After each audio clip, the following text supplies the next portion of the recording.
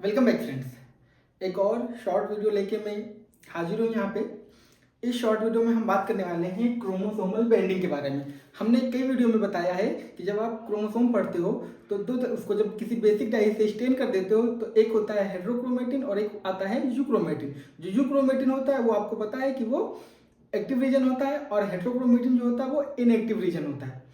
अब कोई क्रोमोसोम है, उसमें कोई एबनॉर्मेलिटी है या नहीं है, मतलब वो क्रोमोसोम नॉर्मल है या एबनॉर्मल है, इसको पता लगाने के लिए हम क्या करते हैं, उसकी बेंडिंग करते हैं। बेंडिंग कैसे करते हैं? कुछ स्टेन करते हैं उसको किसी डाई से, किसी एल्कलाइन सोल्यूशन से या किसी और तरीके से। तो इन तरीकों से क्या होता है, उसका जो नेचर है कि मतलब वो नॉर्मल क्रोमोसोम है या एबनॉर्मल क्रोमोसोम है, ये पता चल जाता है। तो ये क्रोमोसोमल बेंडिंग एक ऐसी टेक्निक है जिसके through techniques that produces alternative light and dark band, ये ऐसी टेक्निक जो अल्टरनेटिव लाइट और डार्क बैंड प्रोड्यूस करता है।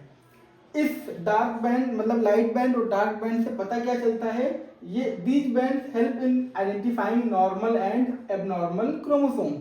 जो नॉर्मल या एबनॉर्मल क्रोमोसोम है, मतलब कोई डिजीज तो नहीं है, मतलब बेसिकली किसी डिजीज को आइडेंटिफाई करने के लिए इस बेंडिंग टेक्निक का, क्रोमोसोमल बेंडिंग टेक्निक का हम यूज करते हैं। ये जो बेंडिंग टेक्निक है इसको सबसे पहले डॉक्टर मरीना ने दिया था 1971 में।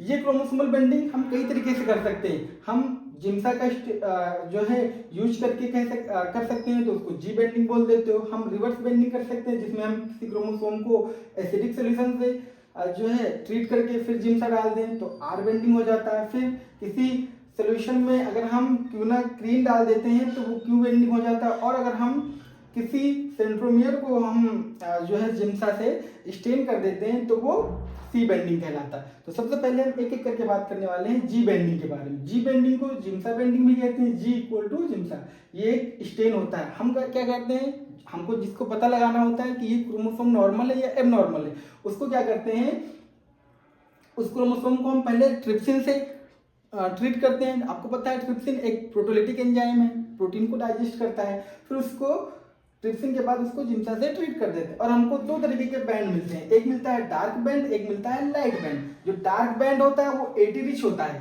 और जो लाइट बैंड होता है वो जीसी रिच होता है। ध्यान देना, डार्क बैंड एटी रिच और लाइट बैंड जीसी रिच होता है। जो एटी रिच रीजन होता है वो लो जीन डेंसिटी, वहां पे मतलब जीन जो होता है वहां पे उनकी नंबर वो कम होता है, जबकि जो जीसी रिच रीजन होता है वो हाई जीन डेंसिटी होगा लेकिन बैंड वो लाइट होगा।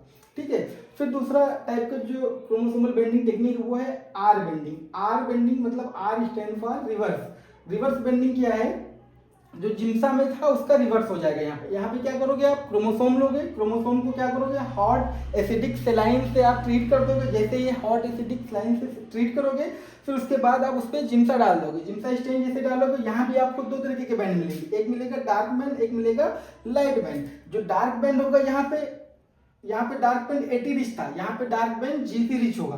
ठीक है, जीसी रिच होगा और लाइट बैंड 80 रिच होगा, रिवर्स हो गया सेम जिम्सा का। ठीक है, जो जीसी रिच होगा मतलब डार्क बैंड होगा वहां जीन रिच रीजन होगा, जबकि जो लाइट बैंड होगा वो 80 रिच रीजन होगा। ये भी बोला जाता है कि जो ये क्रोमोसोमल बेंडिंग है ये भी बता देते हैं कि जो रेप्लिकेशन हुआ है वो किस फेज में हो रहा है डीएनए का। तो ये बोला गया कि जो आर बेंडिंग जब करते हैं तो वहां पे जो रेप्लिकेशन है वो अर्ली एस फेज में देखने को मिला है।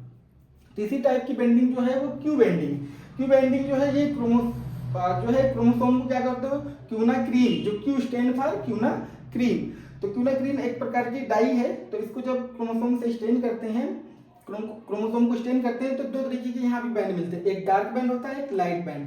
डार्क बैंड 80 रिच होता है और लाइट बैंड जीसी रिच होता है। ठीक है। चौथा टाइप की जो बेंडिंग है वो है सी बेंडिंग। सी बेंडिंग मतलब सी स्टैंड फॉर सेंट्रोमियर। इसमें क्या होता है, आपको पता है सेंट्रोमियर एक हेट्रोक्रोमेटिन का रीजन और हेट्रोक्रोमेटिन में भी कॉन्स्टिट्यूटिव हेट्रोक्रोमेटिन का रीजन। तो जो कॉन्स्टिट्यूटिव हेट्रोक्रोमेटिन है वो क्या होता है, डार्क बैंड नजर आता है। ठीक है, तो ये हो गया आपका कि किस जिम्सा या मतलब किस बेंडिंग पैटर्न से कौन से टाइप का बैंड मिलता है। ठीक है, ध्यान देने ये वाली बात ये है, यहाँ पे जो मैंने यहाँ पे लिख दी है वो है, अगर कोई डार्क बैंड आ रहा है तो मतलब वहां पे पॉजिटिव बैंड है वो, पॉजिटिव बैंड का मतलब वहाँ पे स्ट्रॉन्ग स्टेनिंग होगी, और अगर कोई लाइट बैंड नजर आ रहा है आपको तो वहाँ पे वो निगेटिव बैंड होगा, और निगेटिव बैंड है अगर तो वो वहाँ पे वीक स्टेनिंग होगी। ये आपको चार्ट याद रखना है और इसको क्या करना है, रिवर्स कर देना। बाकी देखो कैसे, जी बेंडिंग क्यू बेंडिंग एक जैसा है, जी बेंडिंग का रिवर्स है आर बेंडिंग,